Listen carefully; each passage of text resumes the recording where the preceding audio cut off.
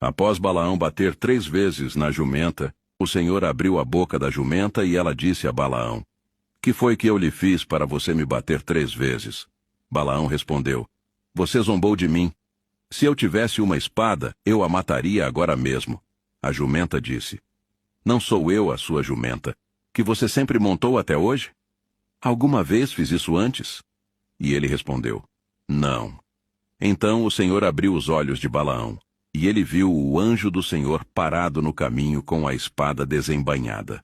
Ele prostrou-se com o rosto em terra. O anjo disse: Por que você bateu na sua jumenta 3 vezes? Eu vim para me opor a você, porque seu caminho é imprudente diante de mim. A jumenta me viu e se afastou 3 vezes. Se não fosse por ela, eu já teria matado você e deixado a jumenta viva. Balaão disse ao anjo: Pequei. Não sabia que estavas no caminho para me enfrentar. Se for desagradável para ti, eu voltarei. Mas o anjo do Senhor respondeu: Vá com eles, mas fale apenas o que eu ordenar. Você conhece a história de Balaão, não conhece? É uma história do Velho Testamento que você encontra em Números 22 e em 3, 4 porções diferentes. A primeira é o rei Moabita, mandando gente até a Mesopotâmia, até ao Iraque. Moabe está ali, naquela região da Jordânia, chegando ao Golfo de Acaba, na frente do Mar Vermelho, ou diante da planície do Jordão, ou do Mar Morto, é aquela região, aquelas montanhas.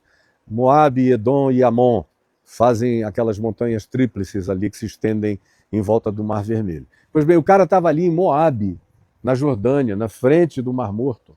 Mandou mensageiros ao Iraque. Você está vendo no mapa aí do Iraque, é uma distância enorme até lá. E aí, para quê? Para trazer um bruxo, que era um feiticeiro paranormal. O cara tinha dons, de fato, de paranormalidade, de telepatia. Ele tinha uma capacidade de enxergar dimensões que habitam outra frequência, outra camada magnética, outra lâmina dimensional. Ele via, portanto, algumas outras camadas que a maioria dos humanos não enxerga. E habitando num povo cheio de mandingas e de mágicas, ele juntava aquilo às suas mágicas, aos seus rituais e ganhava uma fortuna. Era uma espécie de líder neopentecostal dotado de paranormalidade. Esses daqui não são dotados de nada, nem de inteligência, quanto mais de paranormalidade. Agora imagina um cara dotado de paranormalidade e ainda sem escrúpulo religioso nenhum. Aí o rei de Moabe, que via os filhos de Israel entrando na terra, se preparando para a entrada, e sabia que iria sobrar para ele uma grande guerra, falou: eu vou chamar aqui Balaão, lá do Iraque para cá da Mesopotâmia, para amaldiçoar esses filhos de Israel, para que eles não prevaleçam contra nós na guerra. E é justamente nesse momento em que um anjo do Senhor aparece a Balaque lá na Mesopotâmia, no Iraque, e diz: olha, não vá, porque se você for, você vai ser morto espiritualmente. Eu vou te atravessar com a espada de Deus, seu mentiroso enganador de povos e de pessoas. Aí o Balaão disse: não, eu não vou, por todo o dinheiro que Balaque, rei dos Moabes, me ofereça, eu não irei. Mas quando chegaram as pessoas lá do rei de Moabe e foram aumentando a oferta, chegou uma hora, ele que não aguentava, era apaixonado por dinheiro, foi. E aí, seguindo no caminho da desobediência, o caminho de Balaão, mencionado tanto por Pedro na segunda epístola, como por Judas, irmão de Jesus, na epístola única dele, o caminho da ganância de Balaão, que é o caminho que os religiosos, na sua maior parte, seguem. Pois bem, lá ia ele, quando o seu jumento, a sua jumenta, enxergou aquele ente de fogo, de luz, uma espada chamejante na mão. O jumento viu a dimensão espiritual, mas o profeta mentiroso não. O jumento viu a dimensão espiritual, mas o profeta mentiroso não. A história é longa, eu não vou prosseguir nela, mas ela está aqui em Números, para quem quiser ler do capítulo 22. É interessante essa história, pitoresca, e tem uma conclusão chocante. Depois desse Balaão, que não resistia, ele era um cara perpetuamente seduzido por ganância. Ele sofria essa avidez por prosperidade, consumo, materialidade, posses, como a maioria dessas pessoas que você conhece. E ele acabou sendo liquidado de maneira trágica, mais para frente na vida dele. Mas aqui é o episódio de que animais estão mais conscientes da obra de Deus nessa vida do que sacerdotes, pastores, bispos, bispas, religiosos. Especialmente quando o cara tem algum tipo de paranormalidade, quando ele tem algumas extracognitividades, quando ele tem algum tipo de percepção mais desenvolvida, quando ele consegue fazer algum tipo de leitura mental e saber o que você está pensando, ou o que você veio esperando receber.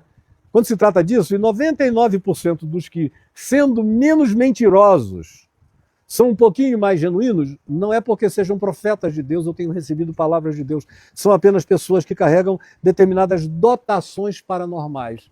Mas isso não dá a eles a garantia de que eles estão tomados pela sabedoria de Deus, é o que eu vejo há 52 anos. O cara que tem uma dotação de paranormalidade, ele é até capaz de chegar, te encontrar e dizer o que você estava pensando hoje de manhã, o que você está querendo, qual é a cor da tua calcinha, o que o teu marido fez hoje em casa quando saiu correndo e deu um tapa na tua cara, vestindo aquela cueca com um buraco no fundo dela. Aí ele diz, o teu marido hoje bateu em você e você até notou que antes dele fazer isso, ele estava vestindo uma cueca com um buraco nos fundos. Aí você já, meu Deus, estou ouvindo a voz do Senhor. Aí vem esse maluco e diz, olha, é porque tem uma obra de macumbaria contra você, puseram o teu nome na boca do sapo, é a mesma história. Se você tem que fazer uma oferenda, um trabalho de amarração em nome de Jesus para a gente liquidar isso tudo e você ficar livre disso, aí você vai pedir dinheiro do pai, da mãe, dos amigos, vai vender coisas, vai fazer o que seja para criar uma contra-feitiçaria, contra a malignidade que esse paranormal travestido de pseudo-profeta de Deus disse a você que tinha cometido a sua vida. Agora me diga,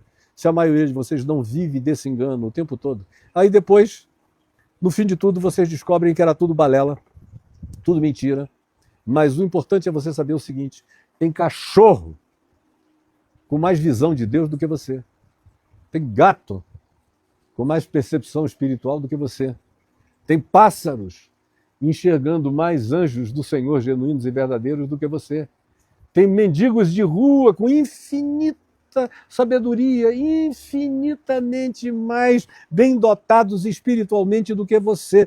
E você, quanto mais frequenta essas igrejas da lavagem cerebral e dos profetas doentes, alguns deles são até profetas mirins, adultizados profeticamente desde criança e vão se tornar entes corrompidos, já estão se corrompendo desde agora, vão perder totalmente a consciência, vão se tornar pessoas entorpecidas. E você, no meio disso tudo, o que eu tenho a lhe dizer é o seguinte, você não passa de um aconselhando de Balaão, é Balaão, o maligno, dotado de paranormalidade, que vai guiando a tua vida. E tem gente que não quer saber se é verdade ou não. Se eles encontram alguém que por dinheiro ou por qualquer outra barganha dizem, me dá a mão que eu vou levar você até o seu lugar de segurança, lá vai você. E se envolver problemas de natureza afetiva e conjugal, aí você se entrega, que é uma delícia. E no fim, quem fica doente, dodói, com a vida toda arrebentada, é você. E tem milhares de pessoas me vendo que poderiam escrever aqui nos comentários dando testemunho de como sofreram e quando foram salvos dessa loucura final. Quando o evangelho simples de Jesus chegou até as suas vidas. Você sabe exatamente do que eu estou falando, não é mesmo? Que o Senhor te ilumine e a todos nós. Um beijo.